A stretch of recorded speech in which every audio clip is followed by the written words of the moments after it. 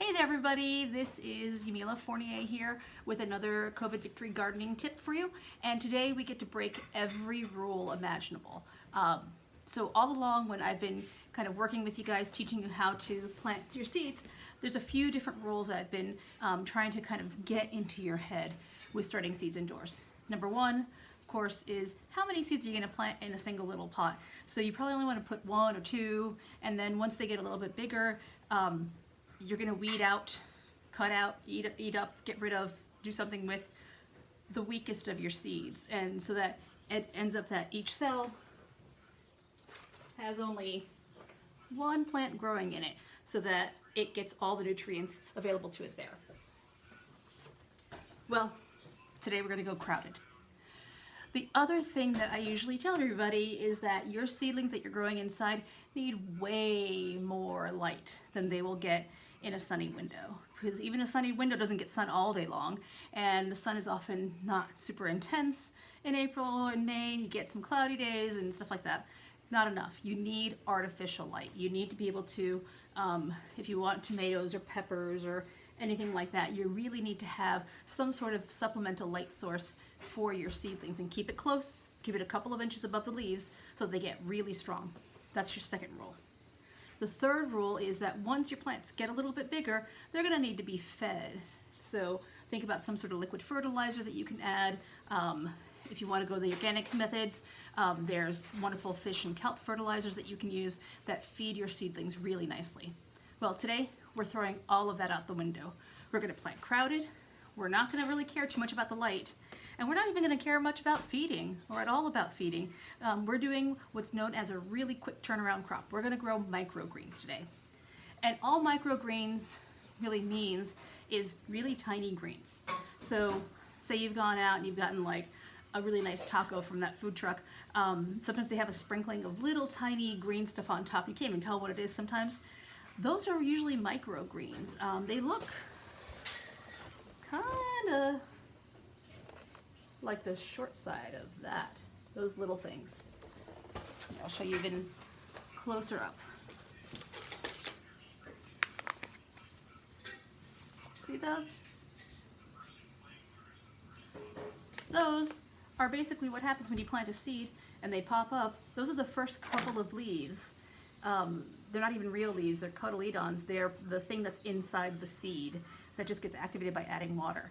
And then once it gets a little bit bigger, it starts making its first true leaves, and that's what you can see in some of these greens here. Like for instance, this one right there, you've got those two cotyledons, and then right in the middle, you're starting to make some true leaves. So the first real leaves that this plant is producing using the water and the sunlight and the nutrients that you give it. What we're looking to do with microgreens is we're looking to grow in a really packed environment a bunch of these tiny little seedlings really, really close together, almost like you're growing a lawn of grass. And the point of that is that in a very short time, 2, 3, 4 weeks, you will have like what looks like almost like a lawn of little seedlings inside your tray that you can then clip with your scissors and top your tacos or anything else. So it makes some really good, quick, nutritious greens for you. So first thing you need, something to put it in. See this? Take a container. It looks like I went to the grocery store and got some salad, right? Nope, I got donuts. But this container makes for a really nice tray for your seedlings. You don't need anything really special. This will work. One of those plastic bins that holds lettuce works fine. So what I'm going to do is I'm going to take the bottom of this, I'm going to poke a few holes to make sure that water can get in and out. Here, I need theme music to make this a little more interesting. Don't even need a lot of holes. I'm going to put 1, 2, 3, 4, 5, 6. I didn't even count the other ones, but now there's 7 and 8. So just some holes in the bottom there to make sure that if there's too much water, it drips out. And then I'm using the top of this as a tray. to catch any of those drips so that my surface stays nice and clean. If you want, if you're the careful type, go ahead, use them both to plant more seeds, but when you do the watering, I would water this, like take it over to your kitchen sink and water it right in your kitchen sink and just let it sit in your nice clean kitchen sink, if you have a clean kitchen sink, and let it drip into that, and when it's done kind of dripping and you don't see any more water falling out of it, then you can put it back on your windowsill. But for me, I'm gonna go ahead and use this tray. Now, the second thing I need is some sort of soil. So I have my usual planting soil that I use for, you know, all my seed starting stuff. Looks like that. This is one of those things where it doesn't really matter too much what you plant into. These seeds are only going to be growing for a couple of weeks. They're going to be mostly using up the nutrition that's already packaged with it in the seed. It's not going to do a lot of work of growing new leaves for you. You're going to harvest before that point. So you don't need a ton of nutrition in your soil. So just basic seed starting mix will work. This is a planting mix. That's a mixture of some compost material, peat, and looks like perlite. Perlite is a mineral that actually, it's these little kind of white, you see that? Well, it doesn't look white now because it's covered in soil, but it's these little white mineral bits that are super, super lightweight. So what I'm gonna do is I put that soil in here and I'm gonna pack it down nice and tight. And then the next essential bit is the seeds. So what can you use to grow microgreens? Pretty much anything that you would eat as a green, you can grow as a microgreen. So all sorts of lettuces would work. Anything that you'd eat the green part, even if like the green part's a secondary thing, like, you know, for beets. Beets are great for microgreens. The bottom part, you're never gonna let it grow into a beet, but the top part is a great edible green. There's a lot of herbs that are great for this. So for instance, I have a ton of chervil. What's chervil? Who knows? I didn't know what chervil was until a little while ago. But chervil is kind of like if parsley and cilantro had a child, that's what chervil is. It's pretty tasty, but I can't imagine having a ton of it or wanting to grow like a whole field of this. I'd have a couple of plants maybe, but when you buy a packet of seeds or get a packet of seeds from some source, there's usually like hundreds of seeds in there, and you really only want 1 or 2 plants. So what do you do with the rest of it? You make microgreens. Other things that you might want to use, radishes. Radishes are one of those things that some people really love them. I don't love them. I might eat a couple of radishes a year. I might eat a couple of kohlrabi that I grow every year, but I don't need all of that what's packed in the little seed packet. It's way too much. So I'm gonna use the rest for microgreens. Other things, the kinds of greens that you might cook, like spinach, Asian greens like pak choi, make wonderful microgreens. So let's go ahead and do this. I'm gonna lift this up here where you can see a little bit better. Look at that, that works beautifully.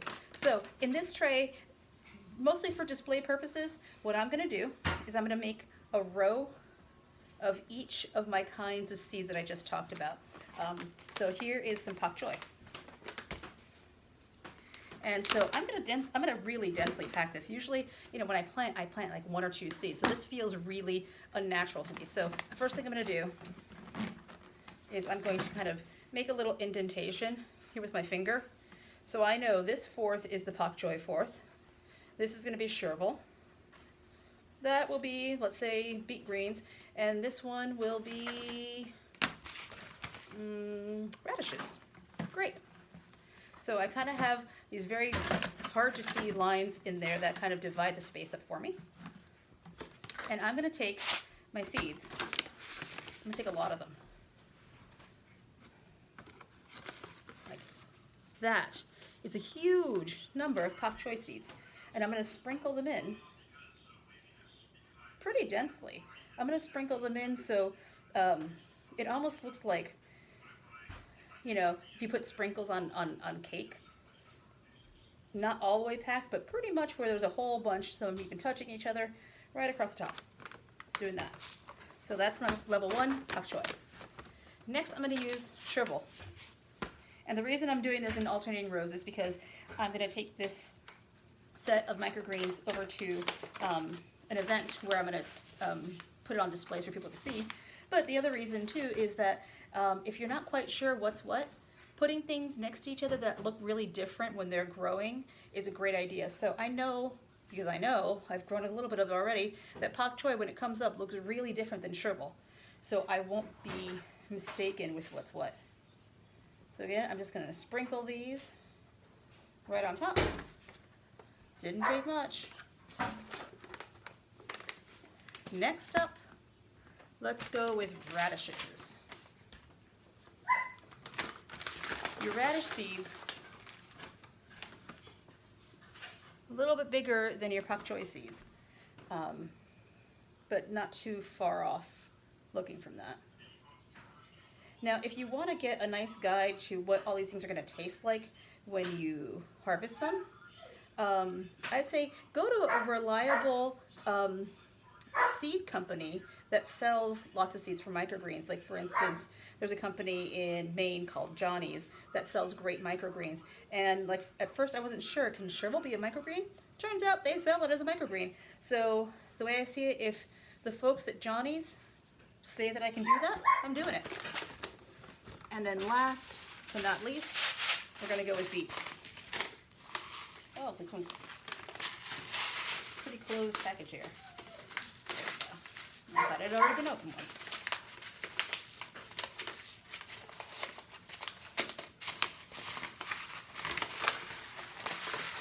Now beets are really funky looking.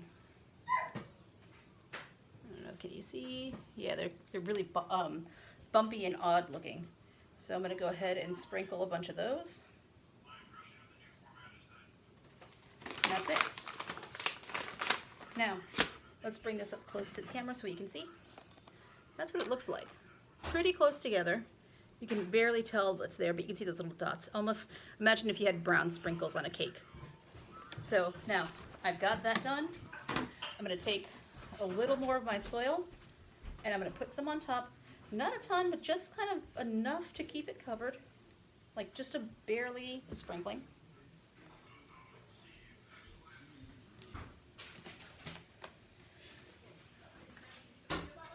So once they're just a little bit covered, I'm packing it down, and then I'm going to give this a nice watering.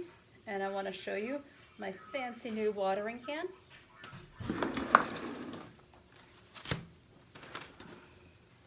It's called an old milk jug. What's nice about this is you can poke holes in the top as much or as little as you want to be able to control how fast and how hard the water comes out, which I think is actually really cool. And there you go. Now, it went into already moist soil. I watered it really well. I'm going to set this on my windowsill, and I think in 2 weeks I'm going to have some really great toppings for my tacos. So, happy gardening, everybody.